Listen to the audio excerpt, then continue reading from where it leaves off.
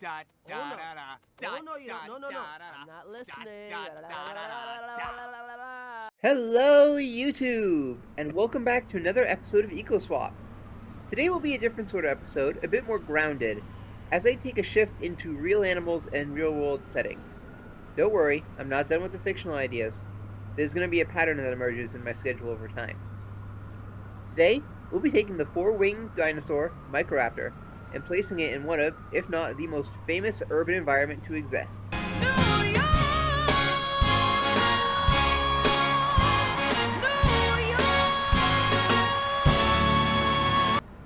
Once again, we will look into our four categories: pros and cons, environment suitability, calorie acquisition, and interspecific conflict.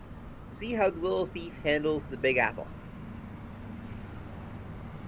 Microraptor zhao is a small dromaeosaur, or raptor, from the early Cretaceous period, about 125 to 120 million years ago. It's known from China, specifically the Liaoning province in China's northeastern corner.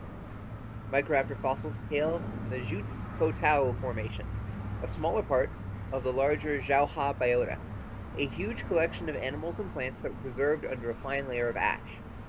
This region of the world had intense volcanic activity on and off from 133 to 120 million years ago, and produced some of the best preserved specimens anywhere.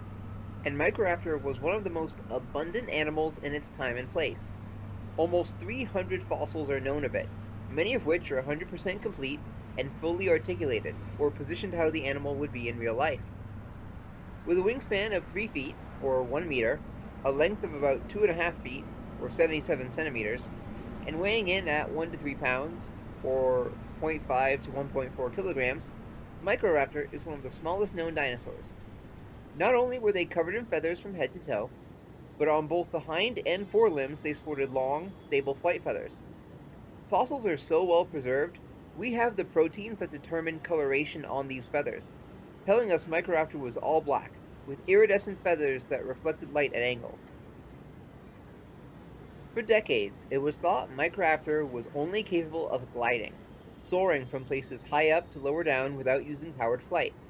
However, more recent studies on their wing morphology shows a greater similarity to modern-day ground-dwelling birds like grouse or partridge, capable of intense, explosive but short bursts of flight.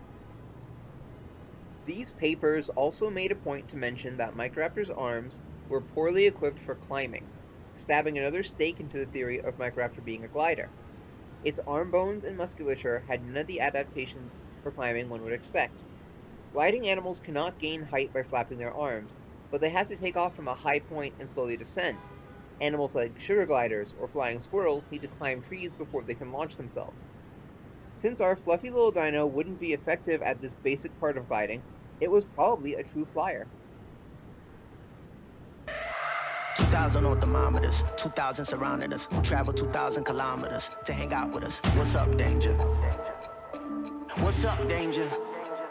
Hey, didn't know they doubted us. Makes it that more marvelous. Sign them up, cause ominous vibes and I get synonymous. What's up, danger? Hey, don't be a stranger.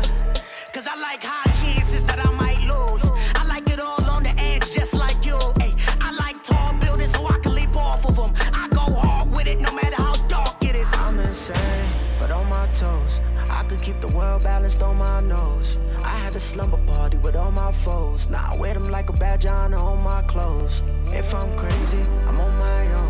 If I'm waiting, it's on my phone. If I sound lazy, just ignore my tone. Cause I'm always gonna answer when you call my phone. Like, what's up, danger?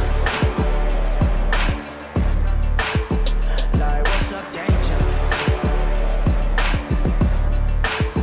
Don't be a stranger. What's up, danger?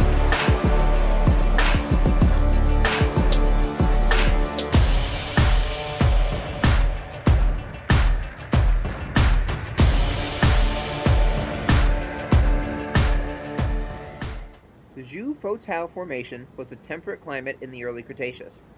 The average temperature was around 50 degrees Fahrenheit or 10 degrees Celsius. Looking at the foliage backs this up as well. Pines, cypress, yews, conifers, ginkgos, ferns, and buttercups are the most common notable groups. suggesting a temperate or subtropical climate. The presence of a full feather coating on the Tyrannosaur eutyrannus, the apex predator of its time and place, suggests a colder setting. Since this dinosaur weighed in at a ton, this suggests it needed some temperature regulation, meaning it must have gotten chilly here. Comparatively, the Jiufotan Formation is at a similar temperature to Pennsylvania in the United States today. This makes a low of 19 degrees Fahrenheit and a high of 87 degrees Fahrenheit, or a range from -7 to 30 degrees Celsius. Thanks to preserved specimens of a juvenile Microraptor, we know they didn't experience full bone fusion for at least 1 year. We also have a juvenile of Wulong, a cousin species to Microraptor, that confirms this. The femur of these juveniles were only 5 centimeters long, compared to the adults whose femurs measure 7.4 centimeters. This shows a fairly rapid growth rate in their first year, reaching almost 3/4 their adult size in that time. Microraptor is also the only known dinosaur to go through molting, or shedding feathers as they grow. Fossils seem to suggest they molted their flight feathers annually, just like many modern-day birds. This would be a vulnerable time, as their ability to fly would be limited here. Reproductive rates are still a mystery, but given their small size and fast growth, mother Microraptors probably had clutches of multiple eggs. I would guess at least 4 to 10, assuming they had clutches similar to modern birds the same size. We also don't know if they were social. No fossils found yet preserve more than one specimen at once, so we don't know if they had friends.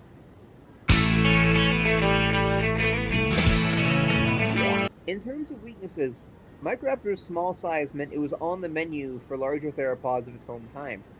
This may be why Microraptor was somewhat nocturnal in order to avoid its predators during peak hunting hours. We're not all nocturnal, you know! Hey, I'll knock your tonal right off, pal! And while a flyer, Microraptor would have been considered a poor one by today's standards. Modern birds, especially birds of prey or perching birds, could fly circles around it, being faster, more maneuverable, and having shorter takeoff times. It's more like a predatory chicken than a hawk or falcon. The biggest weakness Microraptor has here is unfamiliarity with humans and human environments. They've never seen us before, and won't know anything about how to safely navigate our world. And boy, is it a crazy world they're coming to.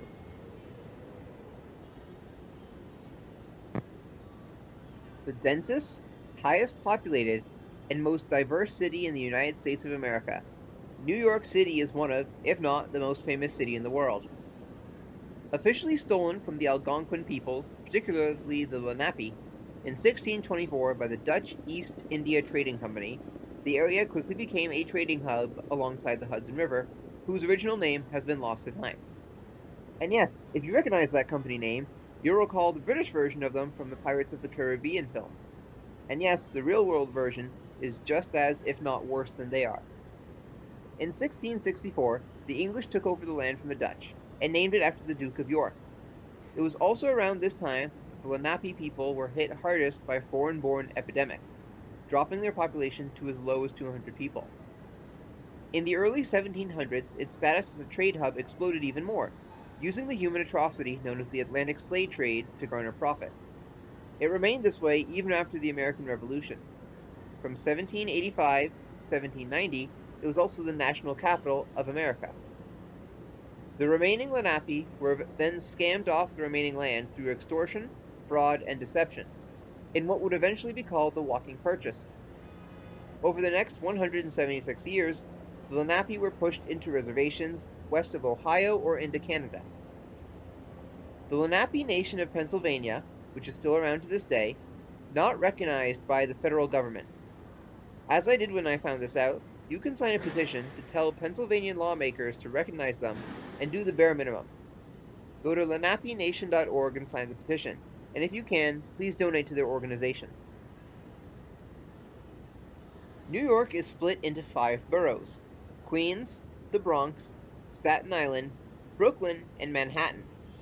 While our population of Microraptors will have plenty of time to spread out all across the city, we will be first starting them in Pelham Bay Park, the city's biggest park. At 2,772 acres, it's 3 times bigger than Central Park. Most of it is forest, but salt flats, marshes, meadows, and freshwater marshes are present as well. The forests that make up the majority of Pelham Park are primarily made of oak and hickory, but also contains the following species: chestnut oaks, black locust, black cherry, black birch, tulip trees, white poplar, pin oak, crab apple, sumac, dogwood, and bayberry bushes, along with European alder, sweet gum, and red maple. Our Microraptors will prefer the gymnosperms, or pine trees, for roosting, given their home time and gymnosperms have a lower density of pests. But birch and poplar would be the ideal pits for flowering trees due to their longer leaf cover and similar life stages. The park's several saltwater marshes have healthy fish populations, hundreds of bird species, and many mammals like raccoons, foxes, opossums, and more. It's only a short flight to New York proper, so our introduced Microraptors will spill over to the city quickly if they thrive here, which they almost certainly will. That's what we need to focus on next. A trip to Mumbattan is just as the raptor flies. New York City is a major metropolitan area covering 300 square miles. Almost all the land space is covered in roads, buildings, metal, and concrete. Survival here favors those species who can make do with what's available and handle the challenges that come from the human element. Temperatures in New York City are relatively mild compared to the rest of Northeast North America. Winters rarely drop below freezing, with 28 to 35 degrees Fahrenheit or -2 to 3 degrees Celsius being common. In summer, they peak into the 80s in Fahrenheit or mid-20s in Celsius, right in the same temperatures that Microraptor is used to. If the winters got colder for whatever reason, they would be saved by the urban heat island effect, which in paved roads and concrete buildings retain heat and raise the daily air temperature. Nooks, crannies, sewers, vents, and heaters all offer warm shelters for the tiny dinosaurs as well. Shockingly, air pollution isn't much of an issue. New York keeps its air quality well below the World Health Organization recommendation of 10 micrograms per cubic meter. And despite birds at being higher risk to respiratory issues, hundreds of bird species make New York home. Unlike mammals, birds utilize a double breathing respiratory system. Every time they take a breath, they exhale from one inhalation ago. Multiple air pockets store the air between breaths, meaning they extract more oxygen and whatever else is in the air along with it. But Microraptor might come with even more defenses against breathing troubles. Now, this is something of speculation, but given their home time had extensive volcanic activity, the feathers on their snout may have formed a filter of sorts. This isn't unusual. Many burrowing or desert-dwelling animals have whiskers or eyelashes to keep sand and dirt out of their eyes. It's possible they could have had small, specialized feathers to help keep ash and other air particles outside of their lungs, though take that with a grain of salt, that is somewhat speculative. Water quality also isn't too much of an issue. Nuevo York is one of only 4 cities in the United States whose water supply is pure enough not to require purification plants.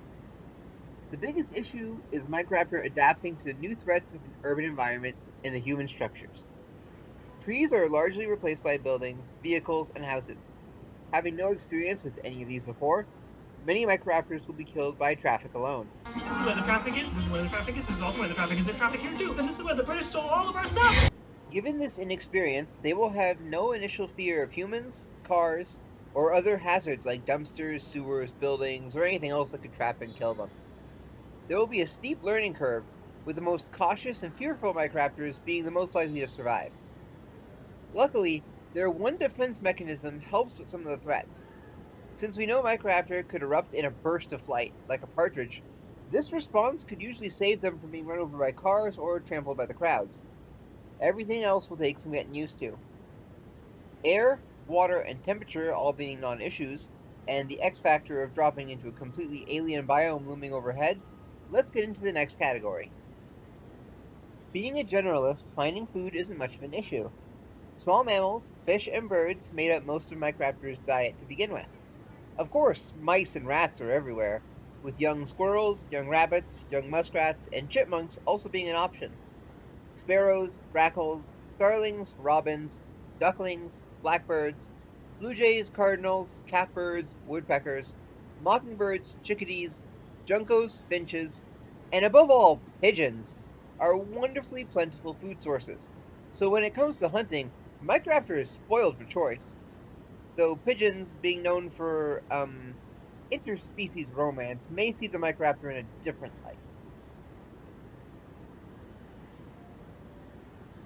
There are also quite a few frog species in New York. While we don't know if this was a normal part of Microraptor's diet, given fish were on the menu, I imagine frogs' legs were too. The same goes for newts and snakes. Meat is meat after all. Available fish species include several bass, dace, bluegills, pumpkinseed, eels, chubs, trout, gobies, bullheads, killifish, goldfish, salmon, catfish, minnows, walleye, perch, anchovies, and many more. We don't know how Microraptor hunted for fish, but at least some of these must be similar enough to their usual diet.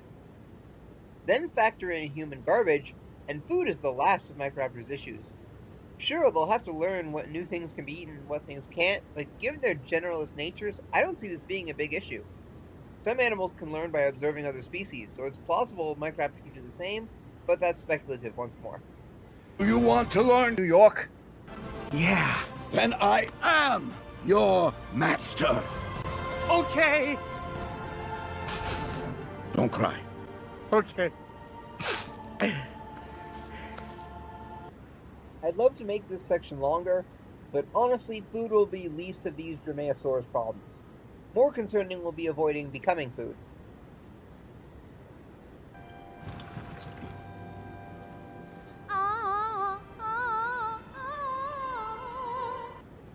Firstly, we have other generalists that Microraptor will be competing with. The most numerous ones by far are the rats. While smaller, the sheer number of rats in New York make them a notable contender. They can easily get places the raptor can't, and eat up resources the raptors want. With an army more than 3 million strong, they take up most of the discarded food New Yorkers leave around. But given rats are also a food source for Microraptor, and this competition doesn't mean much, Pizza time. as those calories are going to the raptor one way or the other. If anything, they're a more palatable source than human garbage. Corvids, namely crows, but also grackles, ravens, and jays, are a major obstacle. While we don't know exactly how smart Microraptor is, we know they're nowhere near as smart as these birds who are in their own stone age. Jays tend to be nut or insect specialists, and ravens are very rare in New York, but crows and grackles are essentially Microraptors that are better at flying, navigating human spaces, and having social tactics. Our raptors will always be getting the corvids' sloppy seconds in terms of human garbage.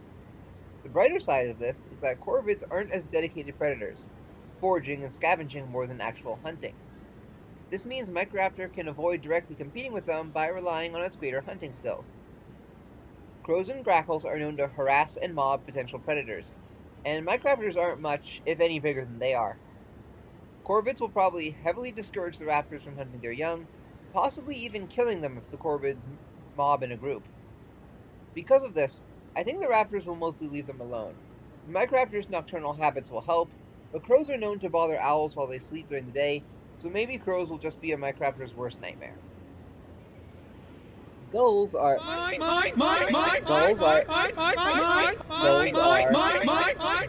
the other. Oh, okay, so now I can talk. Gulls are the other hyper-generalist competitors for Microraptor, and actually have the size to defend themselves. There are two dominant species of gull in New York, the herring gull, which most Americans are familiar with, and their bigger cousin, the black-backed gull. While traditionally fish specialists, humans encroaching on beachfront property forces them to scrounge for food elsewhere, giving them the reputation of, well, gulls will compete with Microraptor on every level. They can scavenge, hunt, and go after human refuse.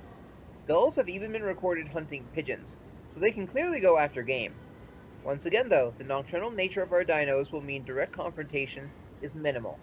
Essentially, they work the same job, but clock in at different shifts. When it comes to seafood, Microraptor has a lot less competition to worry about. Sure, cormorants, egrets, herons, and ospreys also go after fish, but three of those four utilize hunting methods Microraptor can't do. Herons and egrets stalk prey from the shoreline, stabbing with a sharp beak. An osprey dive from the air to strike fish deep below the surface.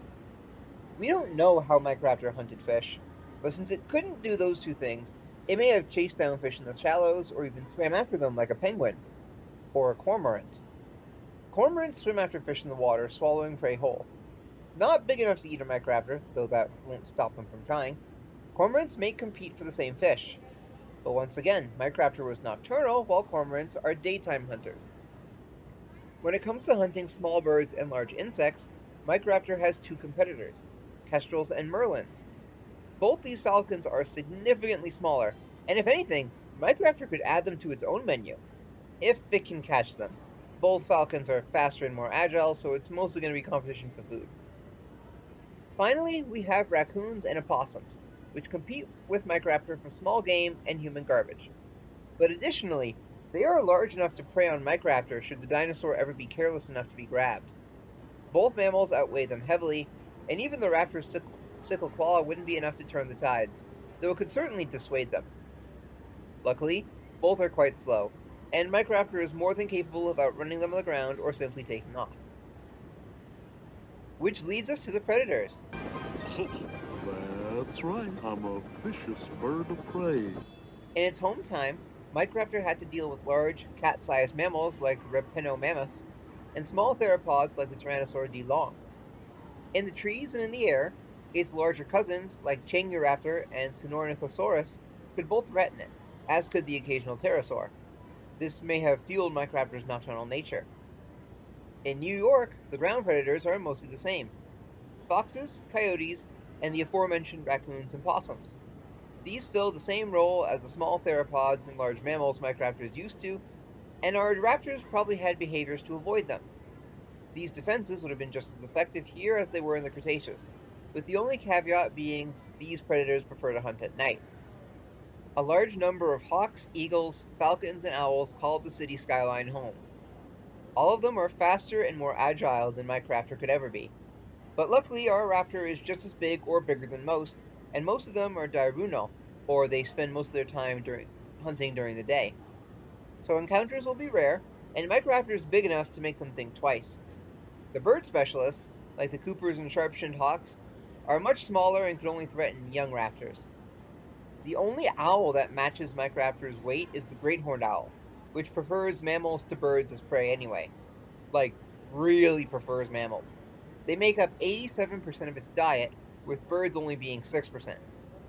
Notably large owls can reach 5 pounds, but these are an outlier and not the norm. It's not likely they'll trouble the little dinosaurs. At least occasionally, Microraptors will find themselves in the talons of avian dinosaurs, especially the peregrine falcon, which equals the raptor in weight and can hunt birds much larger than itself due to its violent dives. Or the red-tailed hawk, New York's most common aerial predator with a hyper-generalist diet.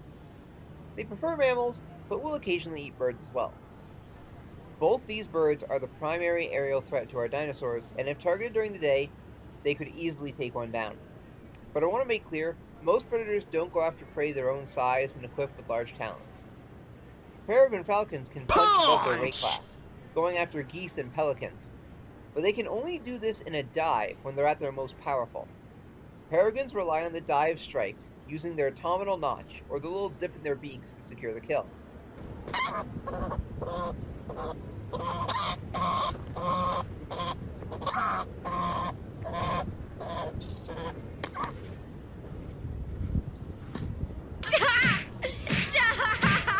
He's already dead! When not diving, they're pretty much harmless, and even their most common prey, pigeons, understand this. Bald eagles and the extremely rare golden eagle are massive threats, but given the former prefers fish and the latter mammals, and both are active in the daytime, Microraptor will rarely be on their dinner. The even rarer American goshawk prefers to hunt in thick, closed-off, mature forests. If they are present, they could definitely prey on Microraptor, but it's only been sighted in New York once 8 years ago, according to iNaturalist. It should be noted that young Microraptors are vulnerable to all these predators and then some.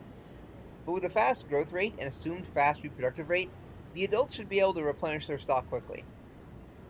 Remember when I discussed New York mammals, saying they aren't very different from those in the Cretaceous period? That's true, but there is one exception.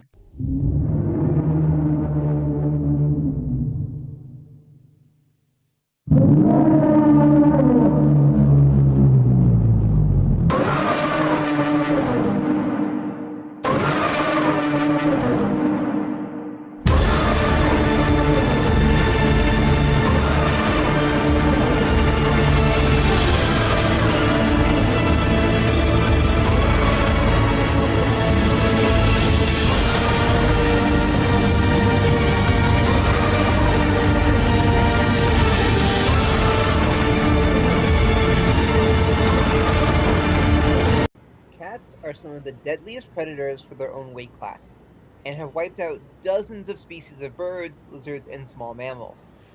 They devastate populations of small animals wherever they're allowed to roam, especially on islands where the local fauna may not have any defenses against land predators. This is a reminder to keep your cats indoors or on a leash or in a catio, and be a responsible pet owner. Cats can also leap several feet into the air, something none of Microraptor's old predators can do, and with frightening efficiency and accuracy at that. Given their limited flight abilities, Microraptor's burst of flight won't help it if a feral or outdoor cat attacks them. They're far lighter, at least 3 times smaller than a house cat. New York has many outdoor feral cats, numbering in the thousands. There are initiatives to trap, neuter, and release them, or to get them adopted, but in the end, it's unlikely the feral cats can be removed by human means. The only saving grace for our plucky dromaeosaurs is their size and talons. Cats usually don't go after birds their size, which is mostly birds of prey, or those well equipped to defend themselves. But more than any other predator, cats will target them and especially their young, making their life in New York a living hell. In conclusion, I think Microraptor just barely manages to survive in the Big Apple. The environmental challenges are minimal, food's abundant, and there's only one major predator and no competitors who keep them out. Learning to survive amongst humans is the biggest environmental challenge. And while certainly a challenge, it's not insurmountable. Plenty of species around the world have adapted to living in urban environments. Foxes, hawks, deer, bears, monkeys, hyenas, possums, wallabies, ibis, magpies, capybaras, coatis, iguanas, monitor lizards, and more I could list for hours. What they all have in common is a generalist diet and fast reproduction, traits Microraptor has in abundance. Eventually, they'll figure out how to maneuver traffic, sidewalks, stay out of buildings, and what trash is good to eat and what trash can kill you. Hell, if rats and pigeons can learn to use the subway, I have no doubt Microraptor can too. Wait! Who are you? You know who I am. I do.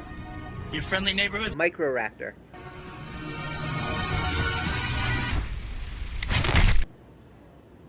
In response to each competitor, Microraptor can switch diets to avoid them. And food is abundant. It's hard to even say this competition, with so much small prey options available for everything. The only major obstacle are house cats. All the other predators, while threats in their own rights, can be avoided or threatened away. Yes, house cats could decimate their population, but consider this. Every time cats wipe out a local species, those species usually have no defense. But Microraptor does. Its sickle claws could inflict serious wounds, and even if the cat gets some dino nuggets for its trouble, it could die of blood loss, organ damage, or infection. Most likely infection. This is New York after all. So yeah, a little raptor in the Big Apple moves on to the speculative evolution portion. It's not like this is the first, second, third, fourth time dinosaurs are running around New York City. Gosh, if I had a nickel every time I saw that, I'd have 4 nickels, which isn't a lot, but it's weird that it happened quattro. For this episode's speculative evolution portion, we'll be doing something a little unrealistic. We'll be assuming that New York City remains pretty much as it is for millions of years to create a stable environment. While super unlikely, if we were to have the city eventually crumble to dust, all our speculative Microraptors would simply be cold-adapted dromaeosaurs similar to extinct species we know. This way we do something a bit special, and they're not just Deinonychus or Velociraptor all over again. I'll start us off with a brief story. Once our population of about 1,000 Microraptors is dropped into Pelham Park, it takes a surprisingly long time for humans to notice. I'm choosing for them to arrive in spring to give them time to adjust before the winter arrives. From a distance, to anyone who isn't a birdwatcher, they would assume Microraptor is just some bird. Maybe a weird bird, but a bird nonetheless. Occasional videos taken from camera phones would be written off as hoaxes for a while as well. Most would expect the first sighting to have been from a birdwatcher, but hilariously, it comes from the airport. There's no experts. They try to find experts on the news. They're like, we're joined now by a man that once saw a bird in the airport. It's like, get out of here with that shit. We've all seen a bird in the airport. Spotted and filmed by hundreds traveling through LaGuardia, a female Microraptor has made herself at home in Dunkin' Donuts. hunting sparrows and pigeons and grabbing bits of human food. Nicknamed Tiger due to her hunting habits and her ferocity towards her avian prey. After a week of internet fame, Animal Control, a representative from the Central Park Zoo, and a paleontology student were called to remove the mystery animal that had blown up social media. Tiger was captured with ease, as she practically dove into the live trap they baited with a rotisserie chicken. The news of a living dinosaur rocked the world, especially since she wasn't alone. Once people started looking, the tiny raptors already seemed to be everywhere in Brooklyn. But of course, this is New York. One of the first things people tried to do with them was sell them. Buddy, wanna buy a watch? Don't buy us. We're fakes. As expected, most pet dinosaur salesmen were just selling pigeon eggs or baby parrots under the guise of having a pet dinosaur, which was not false advertising and caused a hilarious court case precedent. But that didn't stop people. Eventually, someone got a breeding pair in captivity producing chicks and made millions selling the babies. Most died, sadly, not due to intense health complications or dietary instructions, but due to people being terrible pet owners. Fast forward a millennia, and we have Microraptor zhaoanensis akinai, a domestic descendant of the initial incursion. Named after the first Chinese immigrant to New York City, this subspecies has little separating it from its wild cousins. The biggest change is their wide variety of color palettes and feather arrangements. Bred for status and for companionship, these animals do quite well in captivity. The same size as their wild counterparts, they do well at room temperature and living off frozen thawed mice, rats, chicks, or fish. Their flight feathers are reduced, replaced by juvenile downy fluff, making their flight almost useless. Experienced bird and reptile owners stand by them as affectionate, curious, and playful pets, and that they can make a great addition to any household. Sort of a mix between a ferret, a cat, and a pigeon in terms of care and temperament. However, for every one of those success stories, there are 10 more people getting an active, intelligent dinosaur they weren't prepared for, which means a lot get surrendered to sanctuaries or are turned loose. The garbage raptor, as it's called, is simply a feral version of the domestic Microraptor. They often struggle to even find food on their own, but the huge amount of New York refuse means that some make do. Lacking flight feathers, they're often prey to cats or larger birds. Garbage raptors frequently interbreed with their wild cousins, creating a hybrid that creates even more problems than either ancestor. With no fear of humans and their hunting instincts sharp, they steal food right out of people's hands all over New York. Garbage raptors will invade homes and make nests in the walls, tear apart furniture, scatter trash, and go after the smallest of pet cats and dogs, and have often attacked people who deny them food. He stole my suit! He's a menace to the entire city! Only one thing prevents these raptors from spreading outside the city: feral house cats. They decimate the garbage raptors nearly as much as they do rats, even more so than the wild counterparts since these can't fly. Just like the many invasive species in Florida, these Microraptors in New York cause problems to humans and animals alike, with no sign of stopping. While scientists, religious leaders, and philosophers debated about how an animal from 120 million years ago landed in New York, Tiger was eventually moved to the Central Park Zoo. She now has her own wing of the aviary, and is fed all the baby chickens she could ask for, and has become quite social with her keepers. They've even got her trained to land on a falconry glove for checkups. Face it, Tiger, you just won the jackpot. Ichthyoraptor hudsoni. Off the coast of New York Harbor swims a four-flippered animal, only 2 feet long and 10 pounds.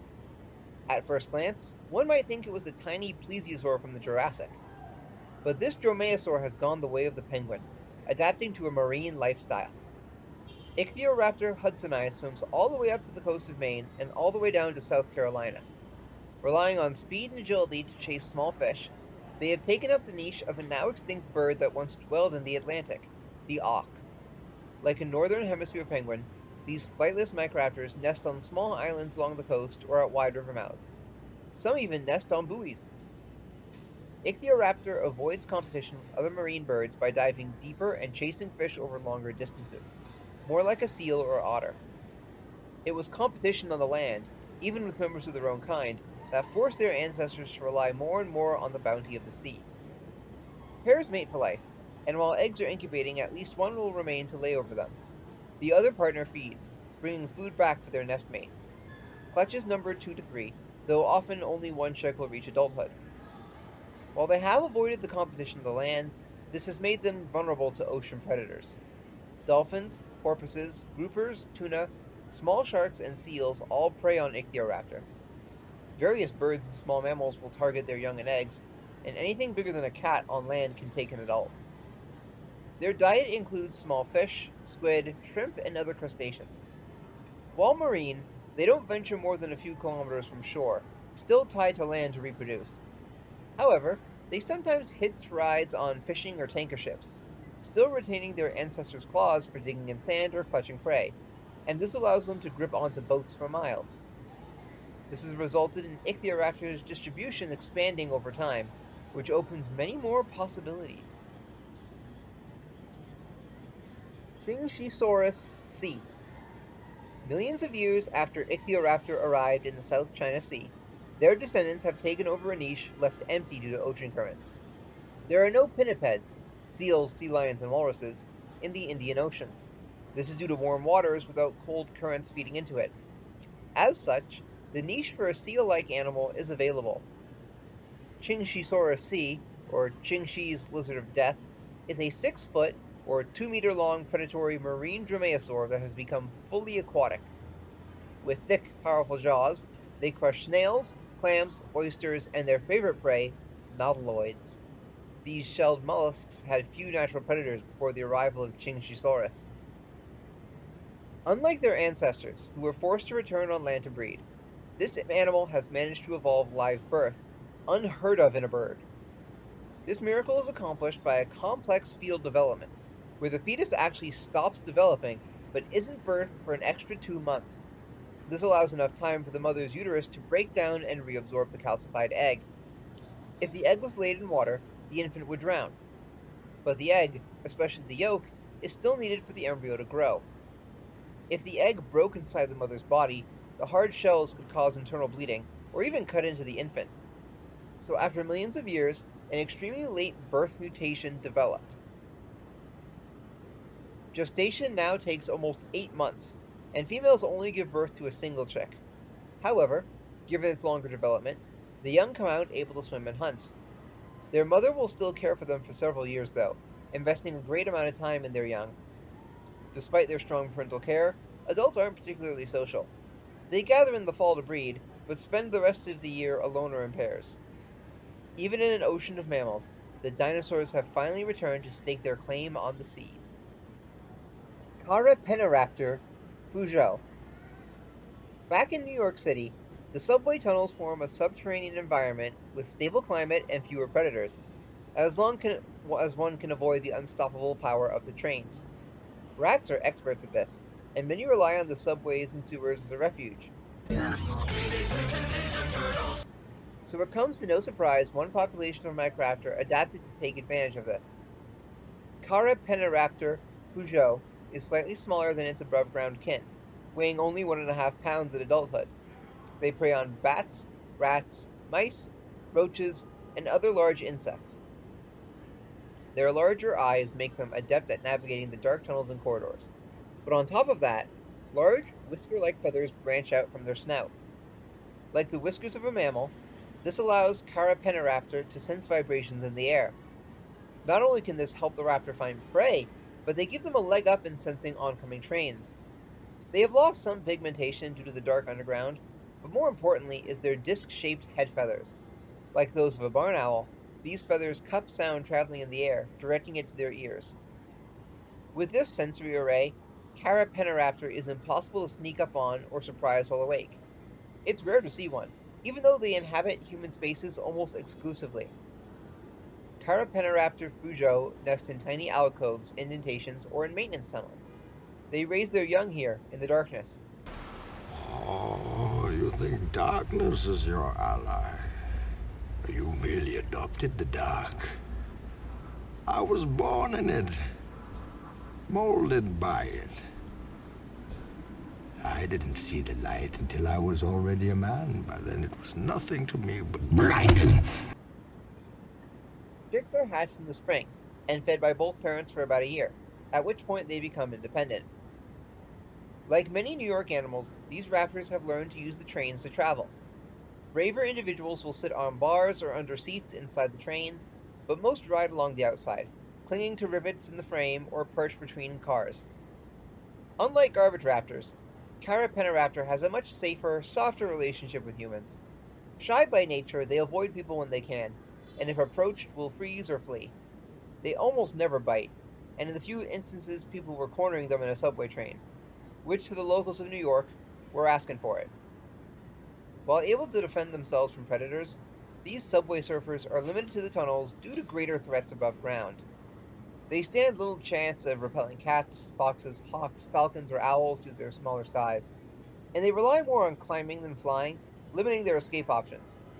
To add fuel to the fire, there's another above-ground predator for them to deal with. 1,000 years ago, superstition and the sword ruled. It was a time of darkness. It was a world of fear. It was the age of gargoyles.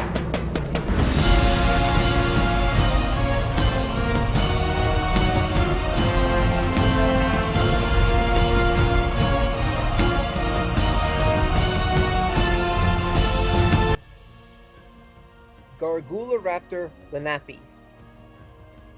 Garguloraptor lenape is the new apex predator of New York.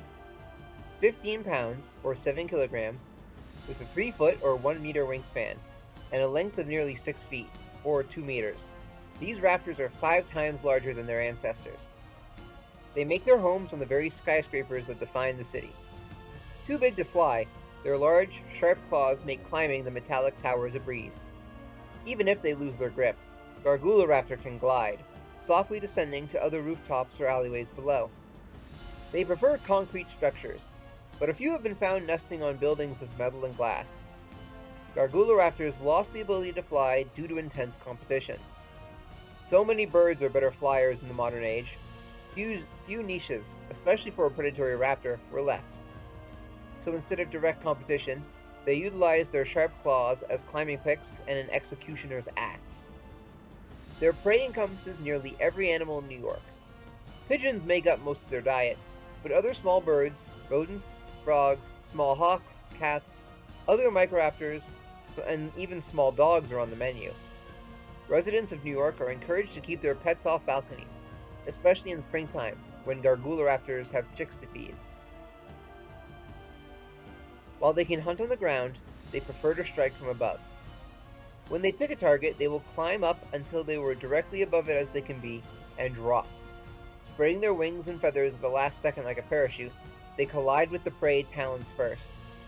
Garguloraptors use this striking method to punch above their weight class, and even raccoons and foxes aren't safe from the raptor's airstrikes. Far too big to be threatened by any owls, they rule over the night sky. During the day, they seek refuge on rooftops, balconies, vents, or anywhere that can be out of direct sight. Garguloraptor are forced into hiding by their two enemies, corvids and falcons. Crows will gang up on and harass Garguloraptors to prevent them from sleeping. A tired raptor isn't as dangerous in the hunt. If caught in the daylight, these raptors won't turn to stone, but they may drop like one if targeted by a peregrine falcon. Because they can only glide, their maneuverability in the air is limited, something peregrines take advantage of. Garguloraptors live in social groups of about 2 to 3 males and multiple females.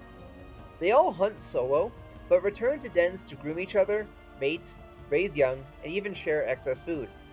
This forms a reciprocal system. Raptors that share with the less fortunate are more likely to be fed when they fail on hunting. This sharing forms deep bonds, and Garguloraptors can remember each other even after years being apart. Spending most of their time high above the ground, they usually don't interact with humans. Occasionally they will be seen from windows as they scale the buildings, but being nocturnal like their ancestors means only avid bird watchers can glimpse them regularly.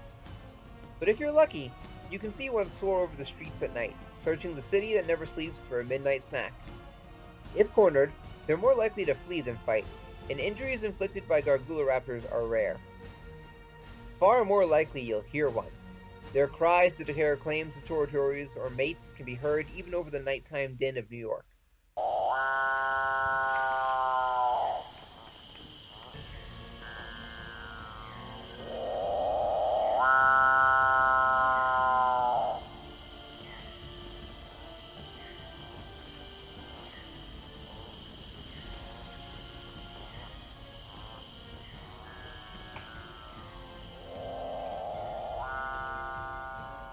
They have to be loud, otherwise they couldn't communicate with their own kind over the never-ending background noise. More than any other Microraptor descendant, Garguloraptor has a huge cultural impact on the people of New York City. Tourists come from around the world to view these raptors in action, making them almost as iconic as Africa's big cats. Garguloraptor is a mascot for many local stores, especially pizza places or barbershops. The New York Mets even made it their mascot, Gabby the Garguloraptor, a furry-suited performer that ziplines into the stadium. A very popular live camera featuring a mated pair, Goliath and Eliza, reached a recorded high of 7 million viewers when their chicks hatched one season. Despite the occasional eaten chihuahua, New York residents have an overall positive opinion about Garguloraptors. The enigmatic predator is seen as a symbol of the city, of perseverance, tenacity, and immigrant pride. After all, they did come from the other side of the world 125 million years ago. Thank you all so much for watching. What did you think of this episode? Do you think Microraptor would thrive in New York City? Did you like the episode being about an urban environment? Please let me know in the comments below. I want to give a special thanks to Janet Lair 5999 and Barzap, who both did artwork, specifically the thumbnail and one of the images of Garguloraptor for this video. Their work was tremendously helpful, and it made this video far better than it would have been otherwise. Go check out their channels and subscribe to them. And as always, a special thanks to those whose artwork was featured in this video. You should see a list on the screen right now of everyone whose work contributed, and to all the papers written that I used for researching this video, now also being shown.